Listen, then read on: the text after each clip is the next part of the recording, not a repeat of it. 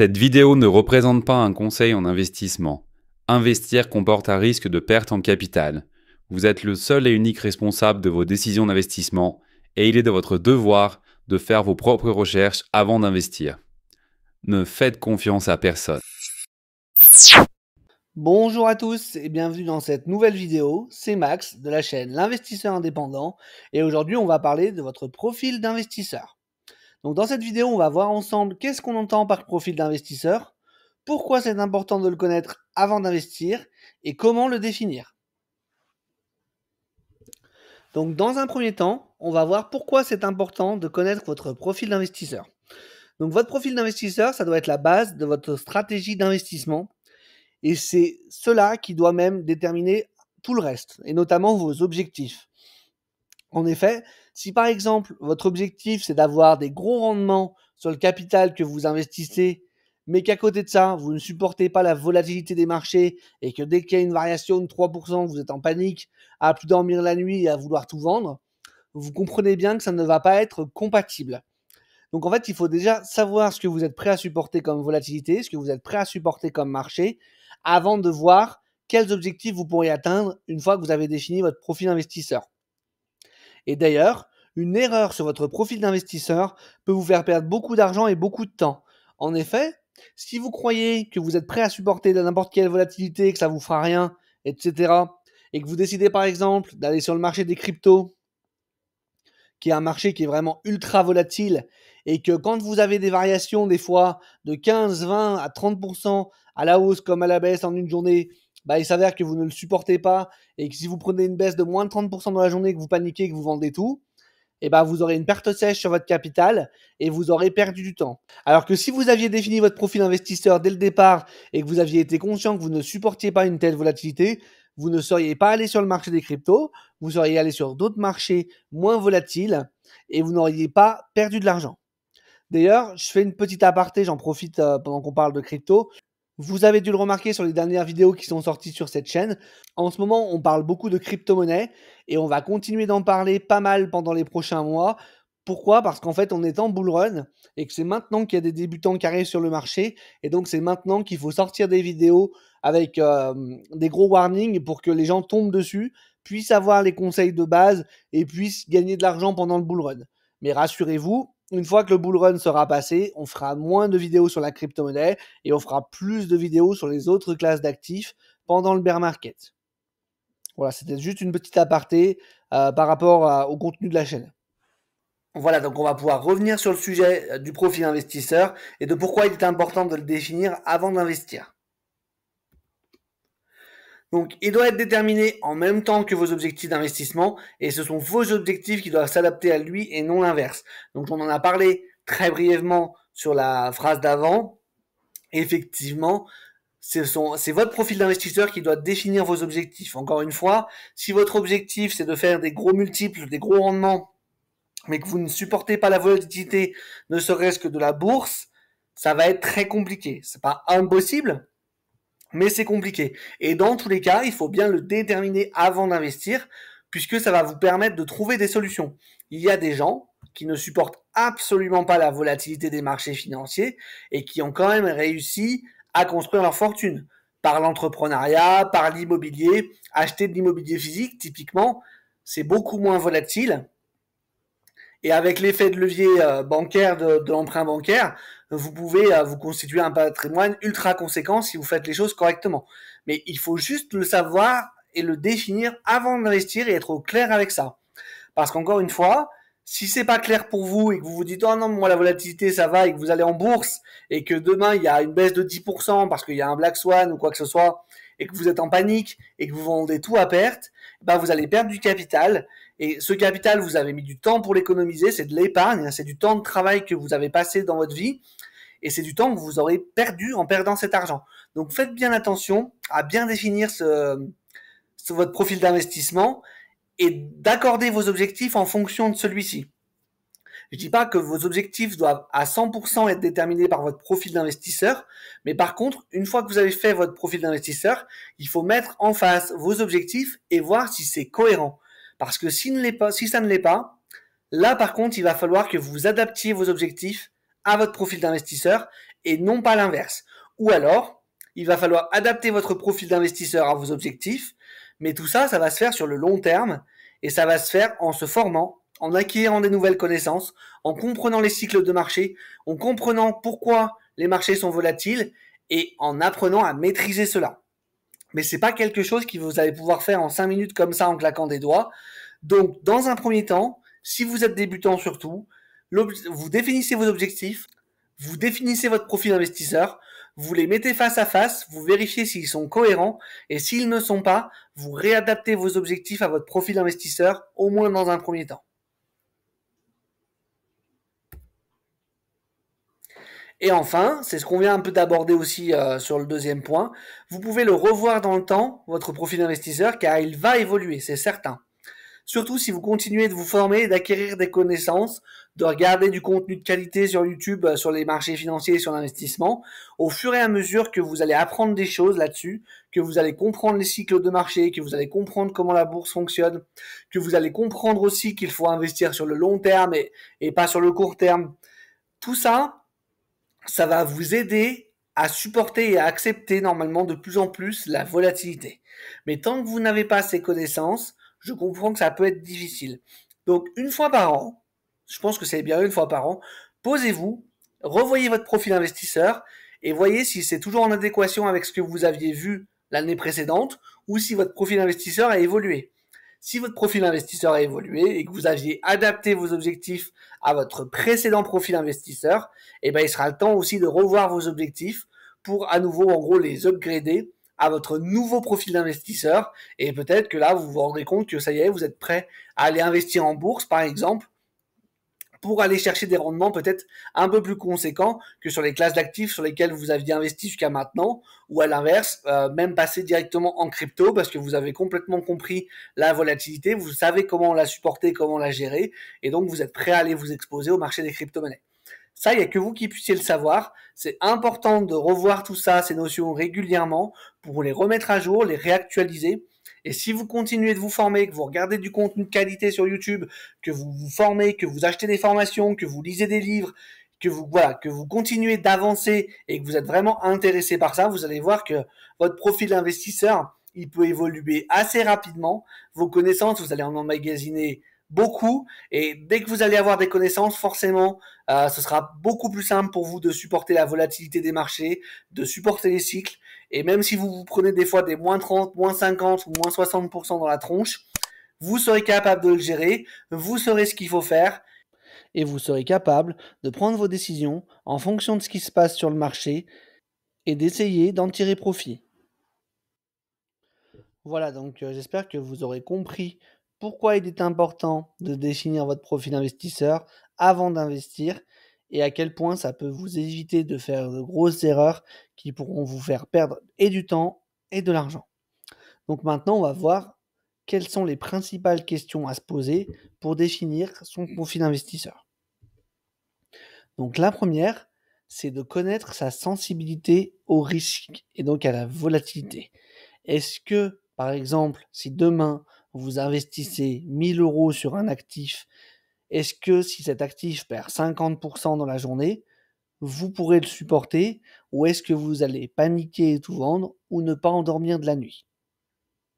Si la réponse est non, je ne pourrai pas le supporter, déjà, il ne faut pas aller sur le marché des crypto-monnaies de base, puisque sur certains altcoins, 50%, c'est la volatilité que vous pouvez avoir limite par jour. Sur certains altcoins qui sont très peu capitalisés, qui sont dans le top 1000 par exemple, des variations de 50, 60, 70% par jour, c'est tout à fait possible, que ce soit à la hausse comme à la baisse. Donc si vous êtes très sensible à la volatilité, que vous ne la supportez pas, vous savez déjà que c'est un marché où vous ne devez pas aller. C'est un peu pareil pour la bourse, même si c'est beaucoup moins prononcé. C'est-à-dire que vous n'aurez pas des variations de 50% par jour normalement sur la bourse. Mais par contre, il n'est pas exclu que vous ayez des fois, pendant des crises, comme par exemple quand on a eu avec la crise du Covid, des marchés qui plongent de 30 ou 40% sur une semaine. C'est aussi possible. Il faut aussi le savoir, il faut aussi être prêt. Et encore une fois, si pour vous, c'est trop compliqué à gérer et que vous savez que vous n'y arriverez pas, à ce moment-là, il faut aussi éviter la bourse. Il y aura d'autres marchés auxquels vous pouvez vous exposer. On a parlé tout à l'heure du marché de l'immobilier. On a également le marché des métaux précieux, qui sont des marchés qui sont beaucoup moins volatiles et qui peuvent du coup mieux vous correspondre si vous avez vraiment une aversion à la perte qui est très forte. Et si quand vous vous connectez à votre appli d'investissement, vous voyez que ça a perdu 10-15%, vous ne vous endormez pas de la nuit, c'est pas la peine. Il ne faut pas que vous mettiez vos investissements au-delà de votre bien-être. Le plus important, c'est que vous soyez bien dans vos baskets, que vous soyez bien dans votre tête, que vous soyez bien dans votre vie, que vous arriviez à dormir la nuit. Et donc, c'est pour ça qu'il faut adapter vos investissements à vous et pas essayer de vous adapter vous à vos investissements, en fait. Si vous essayez de faire cela, vous prenez les choses dans le mauvais sens et ça ne marchera pas. Vous allez pouvoir peut-être tenir pendant un temps, mais vous n'allez pas pouvoir tenir pendant 20 ans, c'est certain. Donc, adaptez vos investissements à qui vous êtes, à vous-même, au moins dans un premier temps. Et comme je vous l'ai dit déjà tout à l'heure, si ensuite vous voulez continuer à vous former, continuer à avancer, continuer à évoluer, à ce moment-là, vous verrez que ce sera beaucoup plus facile de faire évoluer votre profil d'investisseur. Et par la suite, une fois que vous serez formé, une fois que vous vous en sentirez capable, vous pourrez vous exposer à ces marchés et il y aura toujours des opportunités, que ce soit en bourse ou en crypto, il y aura toujours des opportunités. Ça sert à rien de se presser, ça sert à rien de paniquer, parce que généralement, quand on fait ça, c'est là qu'on fait les plus grosses erreurs. Donc ensuite, il faut connaître son horizon de placement. Donc comme je vous l'ai déjà dit sur d'autres vidéos sur cette chaîne, on va pas faire du trading, on va pas parler de trading, du trading intraday ou des choses comme ça. On va parler d'investissement long terme. Et on verra dans d'autres vidéos pourquoi. Mais en tout cas, c'est de ça dont on va parler sur cette chaîne. Donc, ce qu'il faut savoir, c'est que plus votre horizon de placement est long et plus vous pouvez vous permettre de prendre du risque. Pourquoi? Parce qu'en fait, les marchés sont volatiles, quels que soient les marchés. Et en fait, quand vous allez rentrer régulièrement sur chacun de ces marchés, vous allez lisser votre prix d'entrée en fonction des variations. C'est-à-dire que si vous achetez un actif un jour à 100, que le mois d'après il passe à 90, que vous en rachetez à 90, que le mois d'après il repasse à 95, vous en rachetez à 95, le mois d'après il repasse à 105, vous en rachetez à 105, etc., etc. Au final, vous allez avoir un prix moyen qui sera lissé sur le long terme et jusqu'à présent en tout cas, même si les performances passées ne préjugent pas des performances futures, les marchés ont toujours tendance à aller vers le haut. Peut-être qu'un jour ça va s'arrêter, je ne sais pas, mais actuellement c'est comme ça. Donc, ça, c'est aussi quelque chose qui peut vous aider à supporter la volatilité. Si vous vous dites, OK, moi, là, ce que j'investis sur mon plan épargne d'action, par exemple, c'est pour ma retraite dans 20 ans, et ben, même si demain, ça perd 30%, ce sera peut-être dur à encaisser pour vous, mais vous pouvez vous dire, OK, c'est pas grave. Je sais que sur le long terme, normalement, ça va monter, donc on va normalement se refaire, et de toute façon, c'est pas de l'argent dont j'ai besoin tout de suite, je l'avais placé pour dans 20 ans. Donc c'est pas grave. Donc connaître son horizon de placement, parce que à l'inverse, si vous placez de l'argent pour un projet que vous avez par exemple dans les 2 ans, bah là c'est pas la même. Parce que si vous le placez aujourd'hui et que dans allez, 1 an, la bourse plonge, fait moins 50% parce qu'il y a une crise, récession, que sais-je d'autre, là vous pouvez peut-être paniquer parce que vous pouvez vous dire moi dans 6 mois, 1 an, là j'ai besoin de mon argent, j'avais placé 20 000 euros, il me reste plus que 10, comment je vais faire? Donc ça, de toute façon, on en avait parlé aussi dans une autre vidéo. Tout ce que vous allez mettre sur les marchés financiers volatiles, c'est-à-dire crypto, bourse, private equity, tout ce qui a vraiment des forts mouvements et qui est pas très liquide pour le private equity par exemple, c'est de l'argent que vous n'avez pas besoin pendant au minimum, et je pense vraiment que c'est le minimum les 5 prochaines années. Et si vous n'en avez pas besoin pendant les 10 prochaines années, c'est vraiment que mieux, quoi. Les 5 ans, c'est vraiment le minimum du minimum. Ensuite, il faut aussi connaître votre situation actuelle.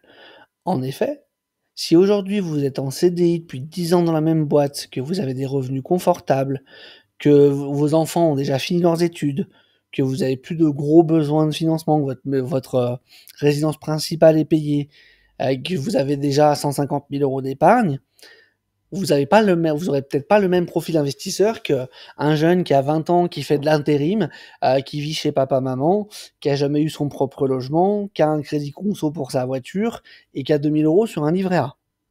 Donc il faut aussi que vous voyez où vous vous trouvez par rapport à tout ça et également où vous vous situez au niveau de vos connaissances des marchés. Est-ce que c'est quelque chose qui vous intéresse depuis longtemps? Est-ce que vous lisez des livres à ce sujet? Est-ce que vous regardez des vidéos YouTube régulièrement à ce sujet? Est-ce que vous avez déjà pris des formations? Est-ce que c'est un sujet qui vous intéresse et sur lequel vous vous renseignez régulièrement? Ou alors est-ce que c'est quelque chose dont vous vous dites: «Oh là là, faudrait que je le fasse», mais vous avez jamais pris trop le temps de le faire et puis là vous vous dites: «Allez, OK, je vais commencer à regarder un peu où c'est que de quoi ça parle, comment on pourrait faire?» et cetera. Donc tout ça, c'est des choses qu'il faut prendre en compte quand vous allez définir votre profil investisseur et la bonne nouvelle, c'est que même si aujourd'hui vous êtes ultra débutant, c'est quasiment le même mieux pour vous parce que ça veut dire que vous allez apprendre beaucoup de choses en regardant des vidéos YouTube. Si vous ne savez pas grand-chose sur un sujet, quand on commence à se renseigner, on apprend très vite, rapidement au moins des bases et derrière votre profil investisseur, c'est là qu'il va le plus facilement et le plus vite évoluer, en fait. Puisque vous allez emmagasiner, des connaissances de base assez rapidement et donc vous allez pouvoir le faire évoluer. À l'inverse, si ça fait déjà 10 ans que vous vous intéressez à l'investissement, que vous avez déjà regardé des milliers d'heures de vidéos sur YouTube, que vous avez déjà lu des dizaines et des dizaines de livres, bon vous avez déjà normalement des connaissances qui sont très solides et c'est beaucoup plus compliqué, entre guillemets, de trouver de nouvelles choses à apprendre et donc de faire évoluer votre profil investisseur puisque, normalement, vous avez déjà, une grosse base de connaissances et donc c'est très compliqué de trouver des nouvelles choses à apprendre, sur ce sujet. Et enfin, donc comme je vous l'ai dit tout à l'heure, déterminez vos objectifs en fonction des points précédents. Donc, en fonction de votre sensibilité au risque, en fonction de votre horizon de placement et en fonction de votre situation actuelle. Ne vous dites pas, moi mon objectif, c'est de devenir millionnaire avec un petit capital et après on verra bien et j'adapterai tout le reste en fonction de ce que je veux faire. Si vous prenez les choses par ce bout-là, et surtout si vous êtes débutant, vous allez très probablement vous planter. Très probablement. Donc, ça ne veut pas dire que c'est sûr que vous allez vous planter, hein. Il y a toujours des exceptions à la règle, mais globalement, vous irez beaucoup plus vite si vous prenez le temps de faire les choses correctement, si vous prenez le temps de vous connaître avant d'investir. Vous allez voir, hein, que on va beaucoup en parler d'ailleurs sur cette chaîne, mais l'investissement, les marchés financiers, ils sont régis par les émotions humaines. Quand un marché plonge, c'est parce qu'il y a eu des mauvaises nouvelles comme un confinement, une crise sanitaire, un black swan ou que sais-je d'autre, mais c'est surtout parce que les gens ont peur. Si les gens n'avaient pas peur, ils ne vendraient pas tous leurs actifs en panique et ça ne plongerait pas.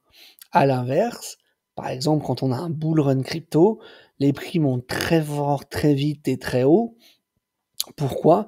Parce que les gens sont ultra enthousiastes, sont ultra greedy, avares, veulent faire de l'argent vite, rapidement, sans trop se poser de questions et donc ils rentrent sur un marché en totale euphorie, ils sont euphoriques eux aussi et donc il y a des grandes quantités d'argent qui rentrent sur des actifs, ce qui fait s'envoler les prix très rapidement. Mais généralement, quand un marché, plus ça monte vite, plus ça monte fort et plus ça monte en ligne droite, plus la redescente fait mal aussi. Donc, prenez le temps de faire les choses dans l'ordre, prenez le temps de faire les choses correctement, posez-vous, posez-vous les bonnes questions, définissez vos objectifs correctement, définissez votre profil investisseur, et une fois que vous aurez fait ça, vous pourrez avancer sur votre plan d'action et voir sur quelle classe d'actifs vous allez investir, quel montant, à quelle fréquence et comment vous allez le faire. Donc maintenant, on va voir ensemble quels sont les différents profils investisseurs qui existent. On va en voir trois principalement. Donc le profil prudent, le profil équilibré et le profil dynamique. Si vous creusez un petit peu le sujet, vous allez voir qu'il y a certaines personnes qui disent qu'il existe des profils intermédiaires entre ces profils-là, mais aujourd'hui on va garder des choses simples et on va se concentrer sur ces trois-là qui sont vraiment les trois de base. Avant de démarrer, je voulais faire un petit laïus par rapport à ce qu'on va voir. l'idée, ça va pas être de dire, tel profil est mieux que tel profil. On va vraiment voir quelles sont les caractéristiques, en fait, de chacun des profils. Et l'idée, c'est pas de juger tel profil ou tel profil, c'est juste de savoir où vous vous situez et du coup, à quoi vous devez faire attention et quelles décisions vous devez prendre si vous vous situez dans tel ou tel profil. OK? Donc on va commencer tout de suite par le profil prudent. Donc le profil prudent, ce qui va le caractériser de base, c'est que c'est un profil qui ne souhaite pas peu de volatilité. Leur critère le plus important, c'est la sécurité de leur capital. Ils veulent très peu de variations et ils veulent des investissements qui soient entre guillemets garantis. Donc ces gens-là, ils vont devoir investir dans des produits sécuritaires qui ont généralement un rendement plus faible. On en a déjà parlé dans d'autres vidéos, mais il faut bien toujours avoir en tête qu'il y a toujours le couple risque-rendement et que plus on souhaite un rendement élevé, plus il va falloir prendre du risque. À l'inverse, moins on souhaite prendre de risques, moins on aura un rendement qui sera intéressant également. Donc c'est des gens qui sont généralement peu ou pas de connaissances en investissement. Ce n'est pas toujours vrai, cette information-là, mais bien souvent c'est le cas. Mais ça peut être des gens qui ont déjà un capital qui est ultra conséquent et qui donc décident de le placer plutôt prudemment puisqu'ils n'ont pas besoin d'avoir des rendements de 10-15% par an. Parce que si vous avez déjà plusieurs millions qui sont investis, même si ça vous rapporte que 3 ou 4% par an, c'est des fois largement suffisant et largement plus intéressant que d'avoir du 10% sur 100 000 euros par exemple. Voilà, donc généralement ce sont des gens qui n'ont peu ou pas de connaissances, mais ce n'est pas toujours le cas. La chose la plus importante à faire attention pour les personnes qui ont ce profil prudent, c'est de faire en sorte que l'épargne et les investissements que vous faites, au global en tout cas, battent l'inflation ou soient au moins égales à l'inflation. Ça, c'est vraiment le plus important. Pourquoi? Parce que si les investissements que vous faites, si l'épargne que vous avez n'est pas au moins égale à l'inflation, en fait, d'année en année, vous allez vous appauvrir. Même si vous allez voir les chiffres sur vos produits d'épargne, sur vos placements qui vont augmenter, la réalité, c'est qu'ils vont augmenter moins vite que l'inflation et que donc vous allez perdre en pouvoir d'achat. Et l'objectif principal d'avoir de l'épargne ou de faire de l'investissement, c'est à minima d'être égal à l'inflation ou de la battre. Donc, faites bien attention, si vous êtes dans le profil prudent, à faire en sorte que au moins la moyenne de vos placements soit au minimum égale à l'inflation. Ensuite, on a donc le profil équilibré. Donc là, ce sont des gens qui sont prêts à prendre un peu de risque pour leur investissement long terme. Ils sont prêts à supporter une certaine volatilité sur une partie de leur placement pour aller chercher un rendement qui est un peu plus intéressant. Donc ce sont des gens qui ont une répartition à faire entre investissement sécurisé et investissement un peu plus dynamique. Donc c'est à eux de voir généralement, mais on va avoir, hormis l'épargne de sécurité, peut-être une partie où on sera en bourse pour 30%, une partie sur les cryptos si vraiment on est équilibré un peu plus vers le dynamique, et puis après des choses un peu plus peut-être sur les fonds euros d'assurance vie ou sur des placements qui sont un peu moins risqués, sur de la SCPI, sur de l'immobilier, des choses comme ça. Donc là, je pense que le profil équilibré, c'est le profil le plus répandu en France, même si on a aussi beaucoup de profils prudents. Le profil équilibré, c'est, je pense, celui qu'on retrouvera le plus. Donc là, il y a bien une répartition à faire entre placement sécurisé et placement dynamisé, en fonction du risque qu'on est prêt à prendre à chaque fois. Et donc, ce sont des gens qui, généralement, commencent à avoir quelques connaissances sur l'investissement, au moins un minimum. Encore une fois, ce n'est qu'une généralité et ce n'est pas vrai pour chaque personne, puisque il y a des gens qui sont très calés en investissement, mais du fait qu'ils aient déjà un montant de patrimoine qui est relativement conséquent, ils n'ont pas besoin d'être sur un profil dynamique, d'aller chercher des rendements qui soient énormes, puisqu'ils ont déjà un capital qui est conséquent et qu'ils veulent pas forcément le mettre à risque, et qu'un rendement de 5-6% par an, ça leur suffit amplement. Voilà. Et donc le dernier profil qu'on va voir ensemble, c'est le profil dynamique. Donc là, ce sont des gens qui sont prêts à prendre du risque pour leur investissement, que ce soit à court, moyen et long terme. Mais bon, ici, on va parler d'investissement long terme. Ce sont des gens qui comprennent et qui acceptent la volatilité. Donc généralement, ce sont des gens qui se sont déjà formés à l'investissement. Leur maître mot, c'est la rentabilité tout en gérant leurs risques. C'est-à-dire que ce ne sont pas non plus des gens qui font n'importe quoi comme au casino en faisant all-in sur la première connerie qui va passer. Ce sont des gens aussi qui ont appris à gérer leur capital, qui ont appris à gérer leurs risques, qui connaissent les cycles de marché et qui comprennent et maîtrisent la volatilité. Ce sont des gens qui n'ont pas ou peu de support sécurisé en dehors de leur épargne de précaution. C'est-à-dire qu'ils ont bien évidemment leur épargne de sécurité qui est obligatoire pour quel que soit votre profil d'investissement. Mais en dehors de ça, ce sont des gens qui normalement n'ont pas ou peu de fonds euros et ce sont des gens qui vont être principalement investis généralement en bourse, en crypto, en private equity, en SCPI aussi des fois. Mais voilà, généralement la majorité de leur investissement pour les profils dynamiques, ce sont des investissements en bourse ou pour les nouveaux investisseurs, les nouveaux profils d'investisseurs qu'on a depuis quelques années en crypto. Et ce sont des gens qui ont généralement de bonnes connaissances sur l'investissement. Ce sont des gens qui ont pris le temps généralement de se former, qui sont intéressés par l'investissement et qui s'y intéressent depuis déjà quelques temps. Voilà, donc pour moi, ce sont les 3 profils principaux qu'on retrouvera. C'est à vous de voir dans lequel vous vous situez. Encore une fois, il n'y a aucun jugement de valeur à avoir, à vous dire: «Ah ben, moi je préférerais être quand même dans le dynamique parce que je trouve que c'est mieux que le prudent» et cetera. Il y en a pas un qui est censé être mieux que l'autre. Ce qu'il faut savoir, c'est où vous vous situez pour que vous puissiez prendre les décisions qui sont en adéquation avec votre profil et c'est vraiment ça le plus important et le seul point que vous devez retenir de cette vidéo. Si vous ne devez en retenir qu'un seul, c'est celui-là. Eh ben, je vous remercie d'avoir pris le temps de m'écouter. Si vous êtes encore là, j'espère que le contenu de cette vidéo vous a plu. Si c'est le cas, n'hésitez pas à me laisser un like, à me laisser un commentaire également. Si vous connaissez des gens qui pourraient être intéressés par ce type de contenu, n'hésitez pas à partager la vidéo. Abonnez-vous également pour ne pas manquer les prochaines vidéos qui vont sortir sur cette chaîne. Et moi, j'espère vraiment vous retrouver sur la prochaine vidéo afin de vous aider à vous aussi devenir un investisseur indépendant. Allez, ciao, à la prochaine.